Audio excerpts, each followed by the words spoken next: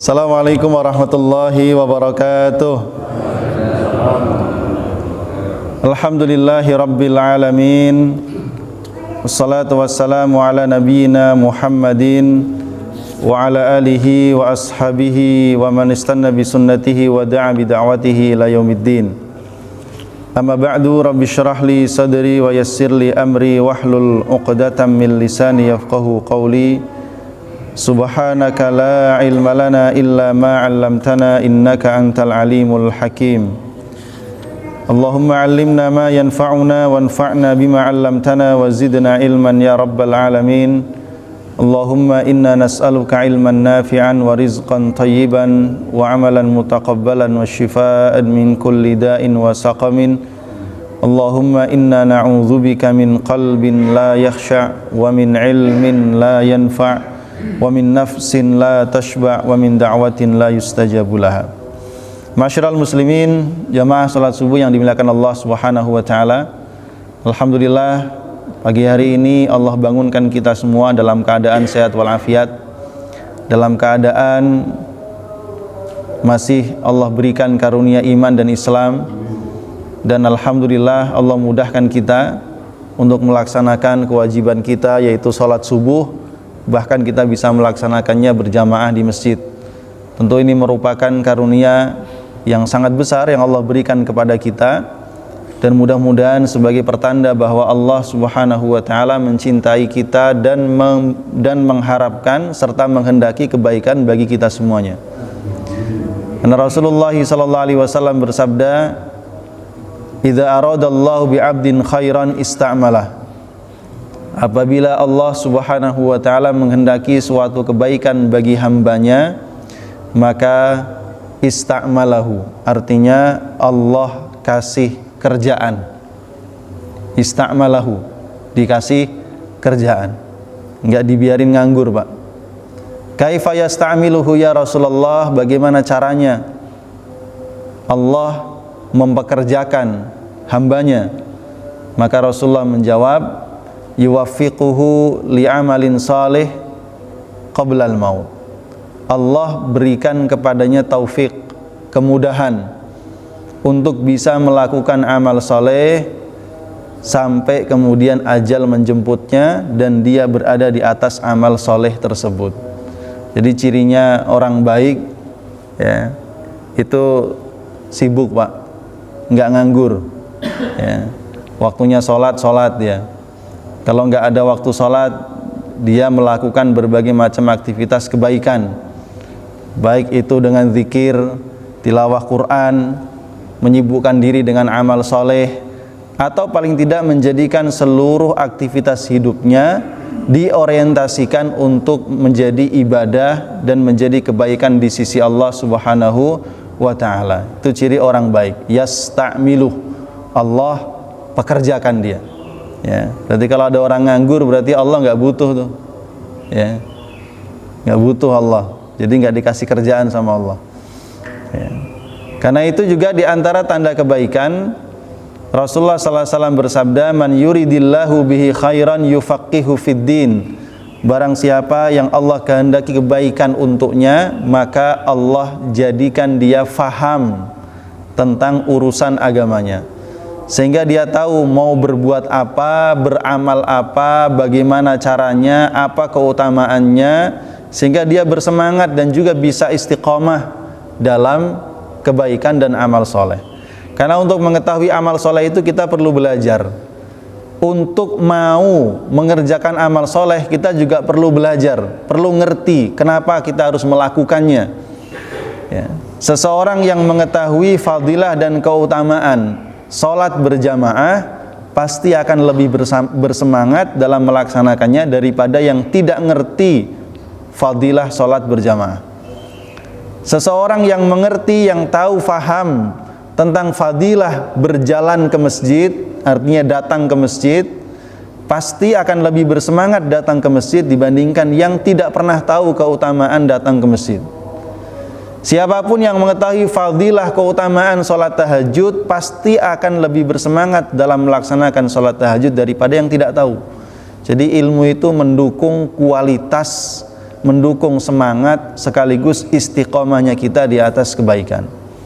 Karenanya wajar kalau kemudian Rasul mengatakan, kalau Allah menghendaki kebaikan bagi hambanya, maka Allah jadikan hambanya itu faham tentang ajaran agamanya.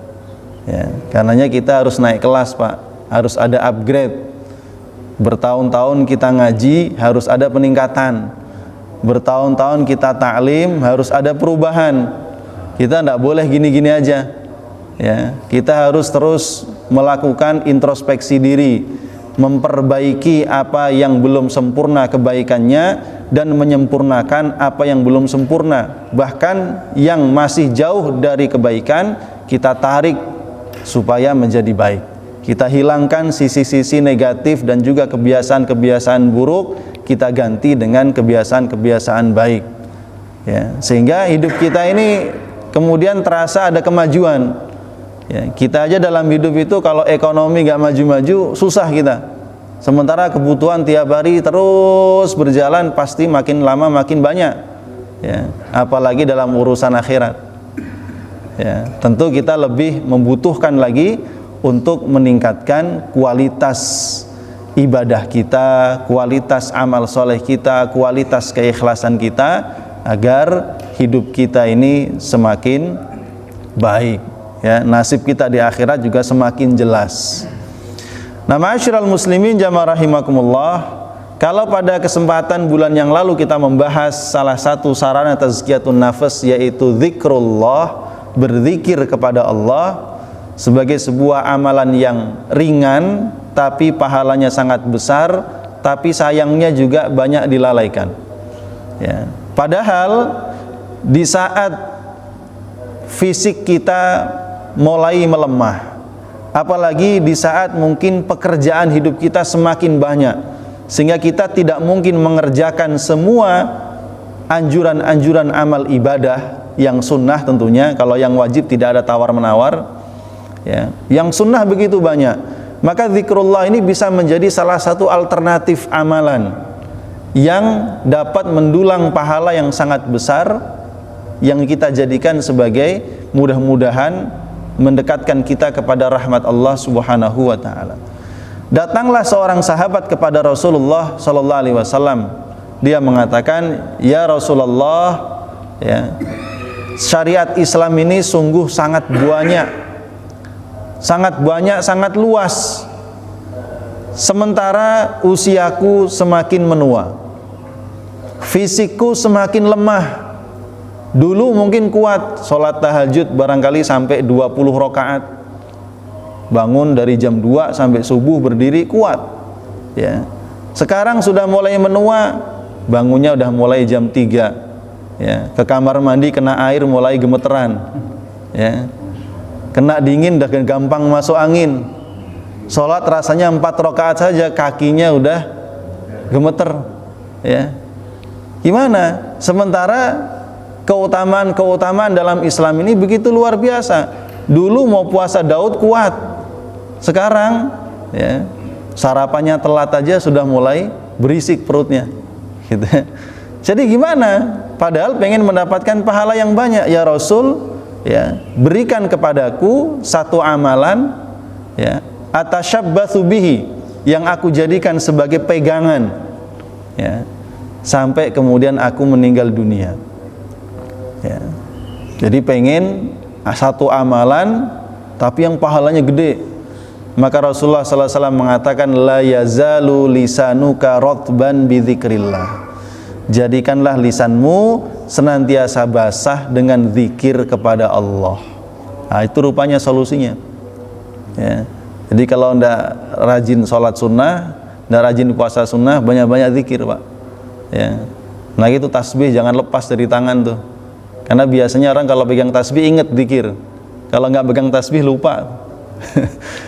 Kecuali udah kebiasaan, ya, walaupun itu nggak wajib, tapi untuk sebagai alat bantu pengingat kita perlu, ya, silahkan zikir, kita berzikir kepada Allah Subhanahu wa taala. Meskipun kemarin kita sampaikan bahwa yang namanya zikrullah itu dalam kondisi apapun, asalkan kita ingat kepada Allah, kita sudah berzikir.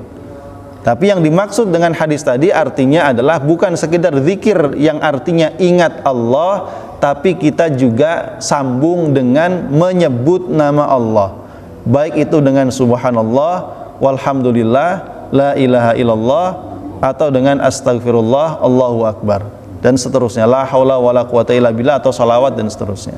Ya, banyak sekali pilihan-pilihan zikir yang bisa kita jadikan sebagai zikir harian, wirid harian yang menjadi kebiasaan kita. Nah, jamaah rahimakumullah, serangkaian dengan zikrullah dan tidak bisa terpisah adalah at-tafakkur, yaitu bertafakkur. Apa bertafakkur itu? Berfikir. Ya. Ini dua hal yang tidak bisa dipisah. Antara zikrullah dengan tafakkur itu dua hal yang sebenarnya tidak bisa dipisah. Ya. Mengapa demikian? Karena seseorang yang bertafakkur, tafakkurnya itu akan mengantarkannya kepada zikrullah. Ya. Dan seseorang yang ingat kepada Allah juga akan membawanya kepada tafakkur terhadap semua ayat-ayat Allah Subhanahu wa ta'ala. Dan sarana tafakkur itu sangat banyak. Ada ayat-ayat Allah yang al-masturah, yang tertulis, yaitu di dalam kitab suci Al-Quran. Itu ayat-ayat yang tertulis. Ada juga ayat-ayat yang maftuhah, dibuka oleh Allah di alam semesta ini, berupa ciptaan Allah Subhanahu wa ta'ala. Karena itu Rasulullah SAW memotivasi kita, tafakkaru fi khalqillah, berfikirlah kalian tentang ciptaan Allah, wala tatafakkaru fi dzatillah, dan jangan berpikir terlalu mendalam tentang zat Allah. Kita dimotivasi oleh Rasulullah SAW memfokuskan diri untuk bertafakkur tentang semua ciptaan Allah, ya. Dan semua yang ada di alam semesta ini selain daripada Allah itu namanya makhluk, ya. Selain daripada Allah di alam semesta ini namanya adalah makhluk.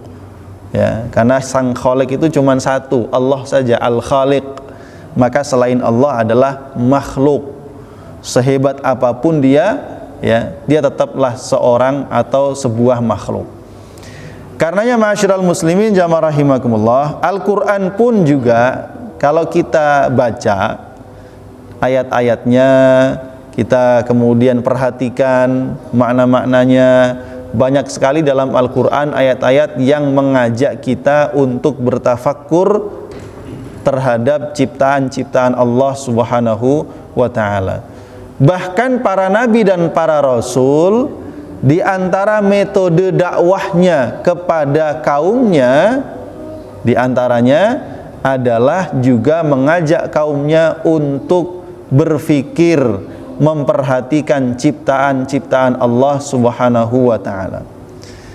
Karena metode tafakkur ini termasuk metode yang sangat tepat, sekaligus membantu kita untuk meningkatkan keimanan kita kepada Allah Subhanahu wa ta'ala.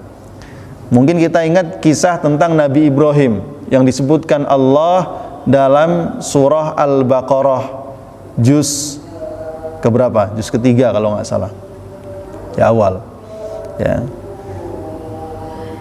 Nabi Ibrahim alaihissalam berkata kepada Allah Subhanahu wa ta'ala, ya, ya Allah, tunjukkanlah kepadaku kaifa tuhyil mauta, bagaimana caranya engkau menghidupkan yang mati. Ya. Dulu orang-orang musyrik itu nggak percaya, Pak. Ya. Mana mungkin makhluk yang asalnya hidup terus dia mati, apalagi kemudian jasadnya sudah hancur, tulangnya pun hancur, kata Muhammad bakalan hidup lagi. Nggak percaya, ya. Akal pikiran mereka tidak sampai, ya. Nah, Nabi Ibrahim juga pernah bertanya demikian kepada Allah, tapi bukan dalam rangka meragukan. Kalau orang musyrik meragukan, Nabi Ibrahim alaihissalam bertanya kepada Allah, kaifa tuhyil mauta, bagaimana caranya engkau menghidupkan yang mati ya Allah, ya. Bukan karena aku tidak percaya, walakin liyatma'inna qalbi, supaya hatiku ini ya Allah semakin mantap, semakin yakin, semakin tenang. Maka Allah perintahkan Nabi Ibrahim untuk menangkap berapa ekor burung? 4 ekor burung. Lalu disuruh menyembelih. Setelah disembelih disuruh mencincang, ya, dicincang, dipisah-pisah bagian-bagian tubuhnya. Lalu masing-masing bagian tubuh yang berbeda-beda itu diperintahkan oleh Allah untuk menyebarkannya di beberapa gunung yang berbeda. Setelah itu, ya, diperintahkan Nabi Ibrahim alaihissalam untuk memanggil burung-burung itu, maka burung-burung itu pun kembali hidup dan terbang kembali. Nah, ini salah satu di antara metode di dalam berdakwah yang dilakukan para nabi, sekaligus juga sarana untuk menguatkan keimanan adalah at-tafakkur fi khalqillah. Bertafakkur, berfikir tentang ciptaan Allah Subhanahu wa taala. Hal itu juga merupakan bagian daripada menjalankan amanah Allah Subhanahu wa taala, karena Allah sudah memberikan kepada kita perangkat berfikir. Ya. Huwallazi ansha'akum wa ja'ala lakumus sam'a wal absara wal afidah. Dialah yang telah menciptakan kalian, lalu melengkapi kalian dengan pendengaran, penglihatan, dan fuad. Jamaknya afidah, artinya hati. Banyak juga ulama yang mengartikan fuad ini dengan akal pikiran. Karena yang di sini yang dimaksud adalah satu sistem yang digunakan manusia untuk berpikir. Hati itu berpikir apa merasakan? Nanti kalau mikir hati, jiwa, roh, perasaan, itu di mana lagi itu? Nurani. Ya. Nah, itu fuad, Pak. Dia berpikir. Ya.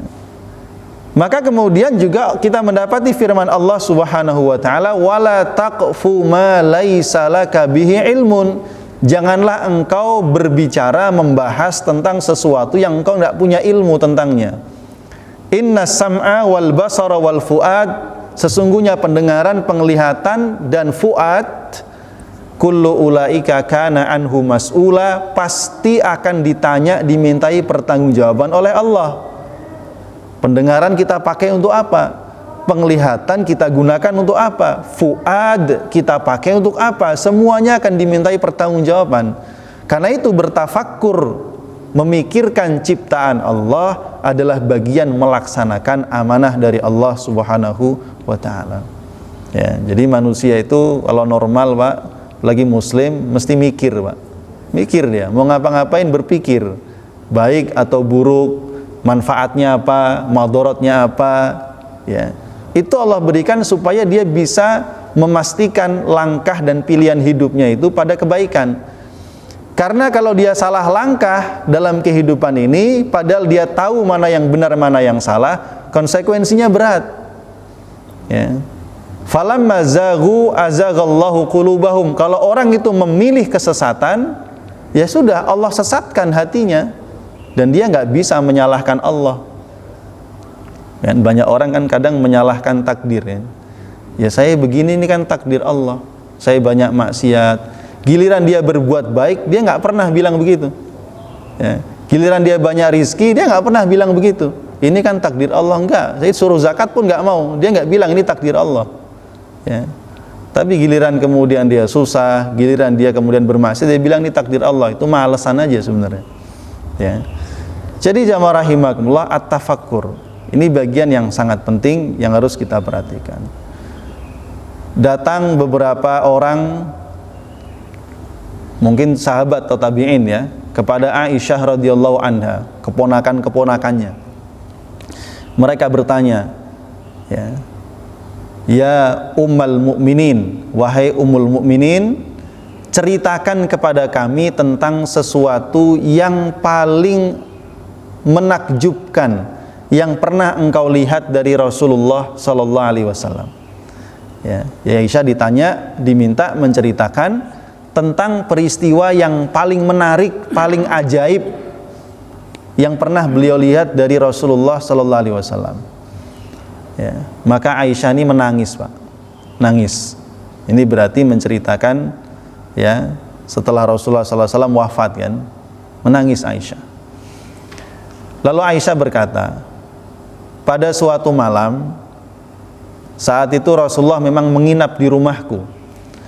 Lalu di pertengahan malam Rasulullah SAW bangun dan berkata kepadaku, ya Aisyah, dharini ata'abbadu rabbi. Wahai Aisyah, izinkan aku untuk beribadah kepada Tuhanku. Rasulullah SAW berkata demikian kepada Aisyah. Aisyah mengatakan, ya Rasul, ya, inni uhibbuka wa inni uhibbu qurbaka wa inni uhibbu kulla syai'in yasurruka. Ya Rasul, saya masih ingin dekat denganmu, tapi saya juga senang, saya suka dengan apapun yang engkau sukai. Maka akhirnya ya diizinkan oleh Aisyah. Suaminya bangun minta izin mau ibadah. Bapak-bapak tengah malam bangun minta izin apa Pak? Kamar mandi, ya. Lalu Rasulullah sholat, bersuci dulu, wudhu, lalu kemudian beliau berdiri sholat, ya. Aisyah menyaksikan peristiwa malam itu. Rasulullah sholat sampai menangis, saking begitu derasnya air mata, jenggotnya basah. Kalau jenggotnya kayak saya ini cuma dikit, mungkin berarti air matanya dikit Pak. Jenggotnya Nabi kan agak lebat, jenggotnya sampai basah. Kebayang seperti apa tangisan Rasulullah Sallallahu Alaihi Wasallam. Lalu beliau masih tetap menangis sampai tanah yang menjadi tempat sujudnya itu juga ikut basah. Berarti banyak lagi, lebih banyak lagi air matanya, ya. Kemudian datang waktu subuh, lalu Bilal datang membangunkan, menginformasikan kepada Rasul tentang masuknya waktu subuh, ya. Lalu Bilal dapati Rasulullah sedang menangis. Maka Bilal bertanya, ya Rasulullah, mengapa engkau menangis? Bukankah Allah telah mengampuni dosamu yang telah lalu dan dosamu yang akan datang? Maka Rasulullah mengatakan, telah turun kepadaku baru saja, yaitu ayat Allah Subhanahu wa ta'ala, barang siapa yang tidak memikirkan ayat ini, maka celakalah dia. Ayat apa itu? Allah sebutkan dalam surah Ali Imran ayat 190, 191. Ini sering dibaca Pak Ari kalau sholat jadi imam. Inna fi khalqis samawati wal ard wa ikhtilafil laili wan nahar la ayatil liulil albab alladzina yadhkuruna Allaha qiyaman wa qu'udan wa ala junubihim wa yatafakkaruna fi khalqis samawati wal ardi Rabbana ma khalaqta hadza batila subhanaka faqina adzabannar. Ayat ini yang Allah turunkan kepada Rasulullah sallallahu alaihi wasallam membuat Rasulullah menangis sampai tadi kita ketahui bagaimana tangisan dan air mata Rasulullah sallallahu alaihi wasallam. Inna fi khalqis samawati wal ard. Sungguh dalam penciptaan langit-langit. Samawat itu langit-langit, Pak. Jamak dari sama. Kalau sama satu langit. Samawat jamak, karena kita tahu langit itu 7 lapis. Wal ardi, dan dalam penciptaan bumi. Wakhtilafil laili wan nahar, dalam pergantian dan silih bergantinya siang dan malam. La ayat, terdapat begitu banyak ayat, tanda-tanda, bukti-bukti liulil albab, bagi orang-orang yang memiliki akal pikiran. Albab jamak dari lubbun. Ulul albab, orang-orang yang memiliki akal pikiran, mau berpikir dengan jernih, punya nurani yang bersih, ya.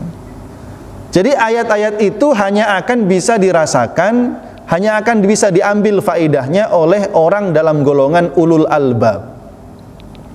Dalam bahasa yang lain Al-Quran menyebut liulin nuha, sama itu artinya, ya. Tapi ulul albab lebih banyak disebutkan daripada ulin nuha, ya. Jadi ma'asyiral muslimin jamaah rahimakumullah, kalaupun kita tidak sedang membaca ayat-ayat Allah dalam Al-Quran, ya, setiap kita terbangun dari tidur, mata kita terbuka, kita sedang melihat ayat Allah berupa alam semesta. Kalaupun kita tidak sedang mendengarkan ayat-ayat Allah Al-Quran, dengan telinga kita. Setiap kali kita bangun tidur, telinga kita ini sudah mendengar semua ayat-ayat Allah yang ada di alam semesta. Ya, jadi manusia itu kalau dia benar-benar bisa memanfaatkan potensinya, ya, maka dia pasti selalu dalam kondisi ingat dan dekat kepada Allah Subhanahu wa ta'ala. Ya. Maka ayat-ayat tadi itu akhirnya dibaca Rasulullah SAW setiap kali bangun tidur, Pak. Rasul setiap kali bangun tidur kebiasaannya, ya, diusap wajahnya, ngusap wajahnya gini, terus kemudian beliau berdoa kepada Allah, keluar kamar, yang lihat ke langit, baca inna fi khalqis samawati wal ardi wa ikhtilafil laili wan nahar, terus sampai akhir. Baru beliau kemudian bersih-bersih, ya, berwudu, terus sholat tahajud. Karena tahajud bagi Nabi itu wajib tuh. Ya. Jadi ma'asyiral muslimin jamaah rahimakumullah li ulil albab. Ya, maka kita ini, Pak, orang-orang yang berusaha untuk berproses menjadi golongan ulul albab, selain juga menjadi muttaqin. Dijelaskan oleh Allah Subhanahu wa taala ulul albab itu sifatnya bagaimana? Ya, di situ ayat berikutnya, alladzina yadhkurunallah, orang yang selalu ingat, zikir kepada Allah. Ya, zikir saya sampaikan pada kesempatan yang lalu, zikir itu punya dua makna. Pertama punya makna ingat, yang kedua punya makna menyebut. Ingat, nyebut. Ya. Yadhkurunallaha, selalu ingat kepada Allah, menyebut Allah qiyaman, dalam kondisi berdiri, wa qu'udan, dalam kondisi duduk, wa ala junubihim, saat berbaring. Artinya seluruh aktivitasnya, manusia itu kan antara berdiri, duduk, baring. Ya. Selalu dia ingat kepada Allah Subhanahu wa ta'ala, selalu dia menyebut Allah Subhanahu wa ta'ala. Dan gak cuma itu ternyata, wa yatafakkarun, sembari mereka senantiasa. Lihat kalimatnya menggunakan fi'il mudhari. Yadhkurun, yatafakkarun, ini fi'il mudhari. Artinya fi'il mudhari itu kata kerja yang menunjukkan waktu sekarang dan yang akan datang. Berarti menunjukkan kesinambungan terus menerus, berzikir dan berfikir. Ya. Fi khalqis samawati wal ardi, tentang penciptaan langit dan bumi, ya, sampai dia kemudian terbawa kepada kesimpulan, Rabbana ma khalaqta hadza batila, ya Allah, tidak mungkin engkau ciptakan alam semesta ini dengan semua isinya ini merupakan kesia-siaan, itu nggak mungkin. Ya. Faqina adzabannar, maka peliharalah kami dari api neraka. Sehingga di sini kita memahami jamaah rahimakumullah, antara zikir dan fikir itu dua hal yang tidak bisa terpisah. Ya, kalau ini berkumpul dalam pribadi seseorang, itu menandakan kesempurnaan akalnya, makanya disebut sebagai ulul albab. Ya, fikir dan zikir. Ya, semboyannya siapa nih? Agim kayaknya. Ya. Darut Tauhid no, fikir dan zikir. Ya. Jadi nggak bisa dipisahkan. Fa idza ma'arafna anna kamalal lubbi huwa kamalul insan adrakna mahalla dzikri wal fikri fi tazkiyatin nafsi. Apabila kita telah mengetahui bahwa kesempurnaan akal manusia itu, ya, merupakan kesempurnaan manusia, maka kita pun akan mendapati, ya, kita akan memahami posisi zikir dan fikir dalam proses tazkiyatun nafs. Ya. Ya tadi, Rabbana ma khalaqta hadza batila, kira-kira adakah menurut kita, ya, ciptaan Allah di alam semesta ini yang enggak ada gunanya? Cari, Pak, apa ciptaan Allah yang enggak ada gunanya? Orang-orang mungkin pernah bertanya, Ustadz, itu binatang yang namanya babi, itulah hidupnya jorok, kotor, makanannya juga kotor, Allah juga haramkan, terus ngapain diciptakan gitu? Pernah mikir begitu, Pak? Kita nih, Pak, rambut sama kuku, ya, salah satu anggota tubuh dan bagian tubuh kita yang selalu tumbuh, dan setiap kali tumbuh kita potong, kita buang. Ya, kenapa? Ada nggak yang pernah mikir, ngapain ya Allah kasih kuku yang manjang mulu nih, nyapain aja kita potong mulu kan? Ya, kenapa? Ya, nah kita mendapati, coba kalau kita nggak punya kuku Pak, terus punggung kita gatel, ya, gimana kita? Bingung kita. Kita baru diuji sama gatel aja, nggak punya kuku, pusing kita. Ya. Itu menandakan bahwa dalam setiap ciptaan Allah itu begitu luar biasa. Apalagi yang sepele dalam tubuh kita ini. Ya. Banyak sekali. Makanya Quran selalu mendorong kita untuk berpikir. Ya. Dalam surah Al-Ghasyiyah misalkan, afala yanzuruna ilal ibili kaifa khuliqat, kalimatnya itu yang zurun, nazara yang zuru, artinya melihat.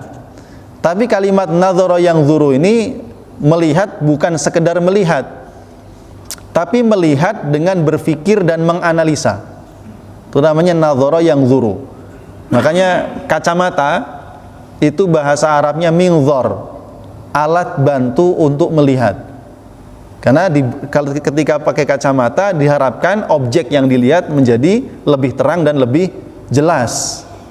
Minzar. Ya. Orang yang berdebat adu argumen itu disebut munadharah. Saling menyampaikan argumen, menyampaikan pendapat dan saling menyanggah. Itu namanya munadharah, debat. Kalau orang yang berdebat tidak punya ilmu, itu namanya mujadalah. Ya, debat kusir. Ini beda. Kalau ulama, orang punya ilmu, punya argumen, punya dalil, namanya munadharah. Ya. Kalau tidak punya ilmu, itu namanya mujadalah, debat kusir. Beda. Ya, mujadalah dibenci oleh Allah dan Rasulullah. Kalau munadharah silahkan, adu argumen. Nah. Jadi afala yanzuruna, apakah mereka itu tidak melihat? Maksudnya melihat dengan berpikir apa yang ada di sekitar mereka, ilal ibil, kepada onta. Karena waktu itu orang Arab, onta itu menjadi binatang yang sehari-hari interaksi mereka dengan onta. Ya. Kalau sama orang Mekar Perdana, kira-kira yang zuruna ila apa? Orang Mekar Perdana miaranya apa Pak? Burung ya, sama ikan, sama ayam. Pak Jayen tuh ayam. Ya. Jadi diperintahkan kita melihat sesuatu yang dekat kepada kita. Kaifa khuliqat, coba lihat onta itu, bagaimana dia diciptakan. Ya, didapati begitu banyak keajaiban. Ya. Wa ilas samai kaifa rufi'at, lihat langit, bagaimana langit itu bisa ditinggikan. Bangunan yang tinggi, besar, megah, tanpa tiang dan gak jatuh. Ya. Wa ilal ardi kaifa sutihat, lihat bumi bagaimana dia dihamparkan. Ya, bahkan yang namanya bumi itu kan ada dataran rendah, ada dataran tinggi. Dan manusia semua menjelajah dataran rendah, dataran tinggi, sampai ke dalam laut, nggak cukup juga, masih juga sudah ke gunung, pengen ke atas lagi. Semua. Ya. Huwallazi ja'ala lakumul arda dzalula famshu fi manakibiha wa kulu mir rizqihi wa ilaihin nusyur. Itu surah Al-Mulk, itu tafakur semua itu.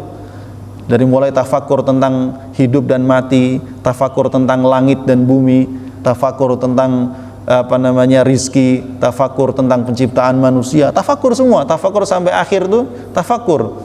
Ya. Qul ara'aitum in asbaha ma'ukum ghaura. Ya. Tidakkah kalian berpikir kalau air kalian itu semua mati sumbernya, famay ya'tikum bima'im mahin, siapa yang akan kasih kalian air? Itu surah Al-Mulk, makanya judulnya Al-Mulk, artinya kekuasaan, kerajaan. Tafakur, supaya karena tafakur itu membantu kita untuk dekat kepada Allah Subhanahu wa ta'ala.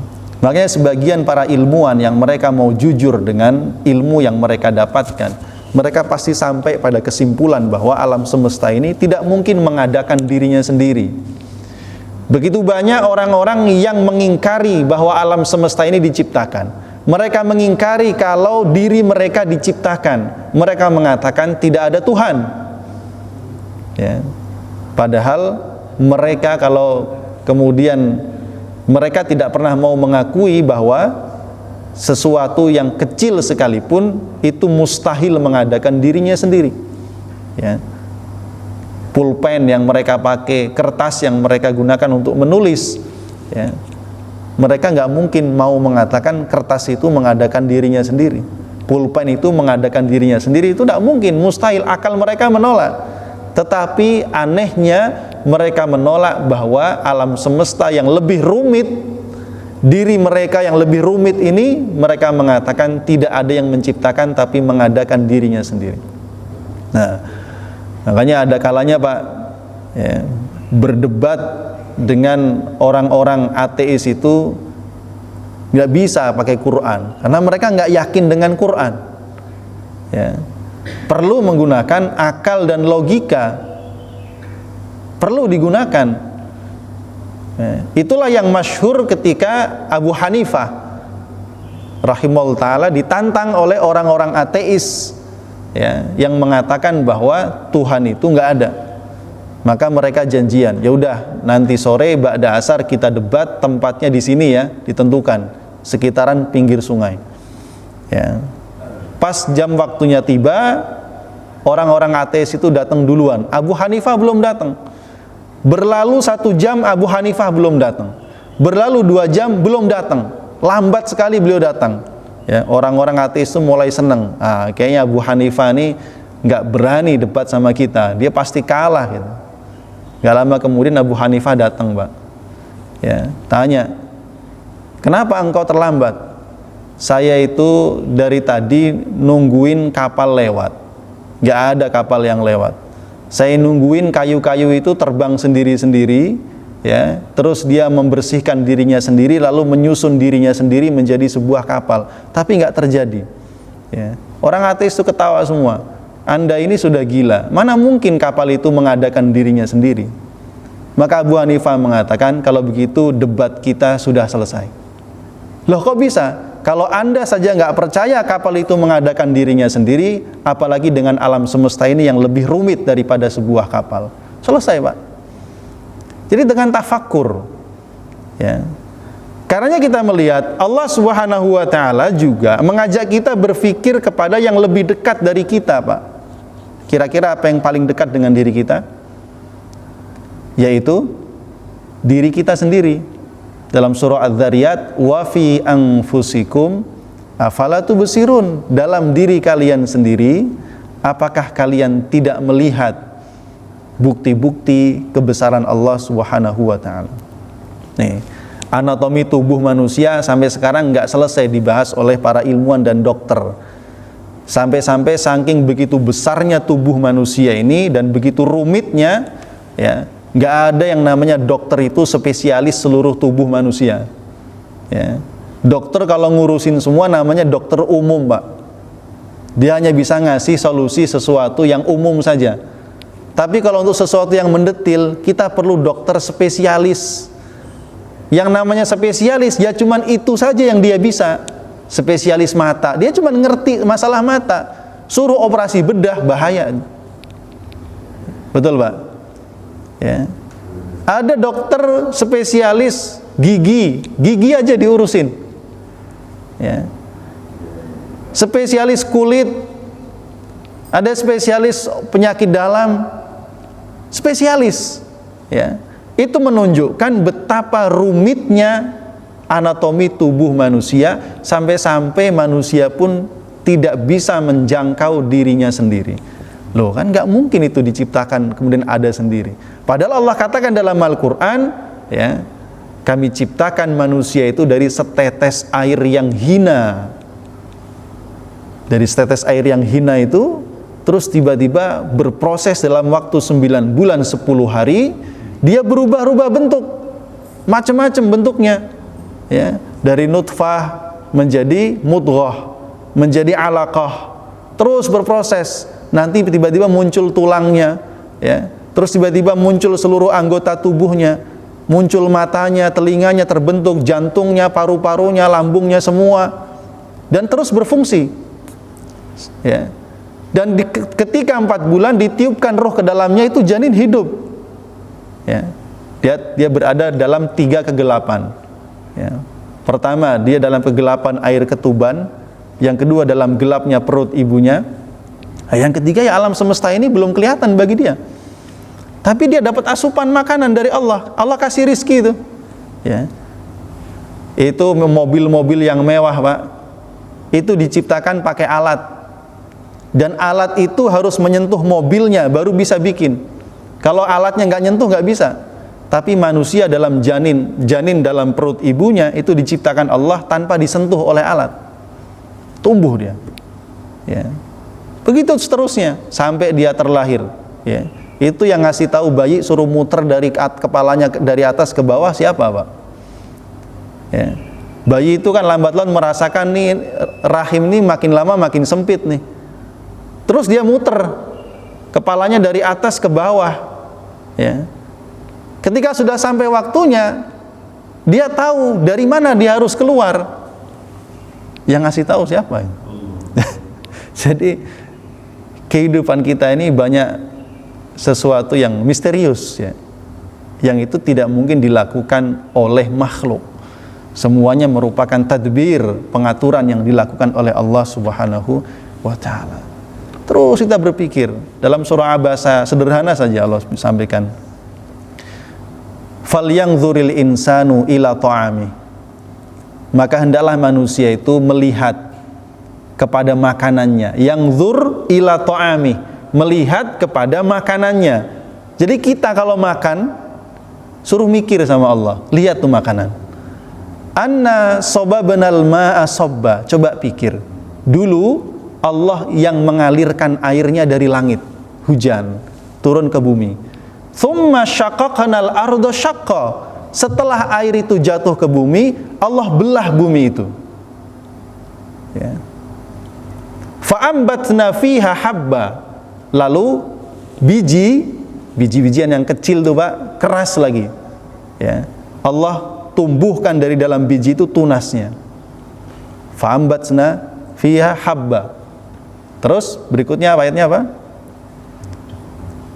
Tsumma syaqqaqnal arda syaqqa fa'ambatna fiha habba wa inaba wa qadba. Tumbuhlah menjadi pohon, ada pohon anggur, ada pohon buah-buahan, ada rumput-rumputan.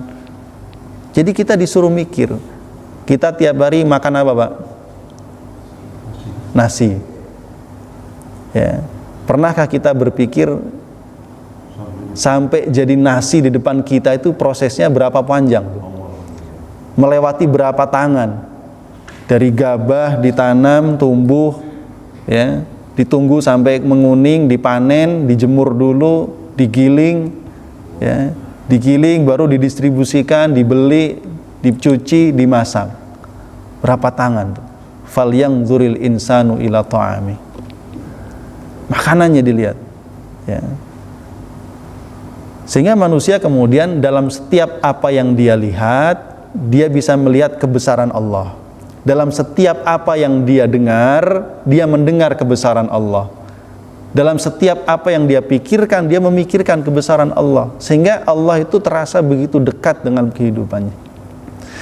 Ya. Jadi masyiral muslimin jamaah rahimakumullah, ya, maka sekali lagi tafakkur ini merupakan salah satu sarana yang membantu kita untuk tazkiyatun nafas, mensucikan jiwa kita. Ya. Dengan demikian kita menyadari betapa kita ini menjadi makhluk yang sangat kecil, tidak memiliki kuasa apapun, semuanya diurus oleh Allah Subhanahu wa ta'ala. Ya, bahkan kita lah kalau lagi makan ikan, Pak, ikan bakar, seneng, enak banget ikan bakar itu. Ada aja satu durinya yang nyangkut di gigi, Pak. Terus nggak hilang-hilang sampai pagi, gimana rasanya? Kita lagi seneng tuh makan daging sapi, daging kambing, ya, ada itu daging nyelip di gigi, susah kita, Pak. Betapa manusia ini sangat remeh sekali, sehingga dia nggak mungkin, kalau dia berpikir itu, dia nggak mungkin sombong, Dia nggak mungkin berbangga diri, dia nggak mungkin berlaku zalim kepada orang lain. Ya. Dan kadang-kadang Allah menyelesaikan orang-orang yang zalim, sombong itu hanya dengan sepele saja. Namrud mati itu dengan nyamuk, Pak. Fir'aun itu hancur hanya dengan lautan, air. Ya. Sederhana saja kalau Allah mau menghancurkan manusia, itu simple saja. Ya. Belum lagi kita berpikir tentang apa yang ada dalam diri kita ini. Paru-paru kita ini ya bertugas dengan baik, jantung kita berdetak dengan baik, ginjal kita berfungsi dengan baik, dan semua itu di luar kendali kita. Sekarang saya tanya, kalau seandainya mulai hari ini Allah bilang, silahkan wahai manusia, jantungmu urusin sendiri, paru-parumu urus sendiri, lambungmu urus sendiri, ginjalmu urus sendiri. Waduh, kita ngantuk sebentar aja, Pak, habis itu udah. Ya. Bahkan ngantuk itu sendiri itu nikmat luar biasa. Coba kalau kita nggak pernah ngantuk, Pak. Bayang kita nggak pernah ngantuk, ya. Karena yang paling enak tuh ngantuk tuh enak. Makanya dalam salah satu episode perjuangan Nabi dalam perang Badar, salah satu bentuk pertolongan Allah itu apa, Pak? Ngantuk. Idh yughashshikumun nu'asa amanatan minhu. Surah Al-Anfal. Ketika kalian diliputi oleh rasa ngantuk sebagai bentuk keamanan yang Allah berikan kepada kalian. Jadi ngantuk itu jadi nikmat, pertolongan Allah. Ya kan? Iya, jadi artinya apa? Tadi kita sampaikan, ma khalaqta hadza batila. Tidak ada yang sia-sia yang Allah ciptakan. Semuanya punya fungsi, punya manfaat. Minimal-minimalnya mengingatkan kita kepada Allah Subhanahu wa taala. Baik jamaah rahimakumullah, demikian barangkali yang bisa disampaikan pada